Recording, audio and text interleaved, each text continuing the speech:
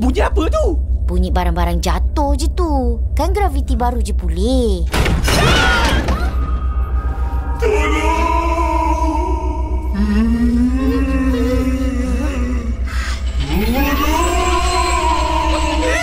Suara siapa tu?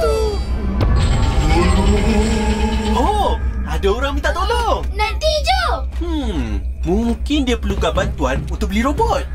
Ya, bro. Nak saya tolong pilihkan robot ke? Bukan. Tolong masuk dalam badan aku. Hah? Bro?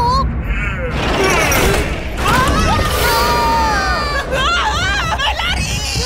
Tunggu kita orang kumpul. Nyap, nyap, nyap.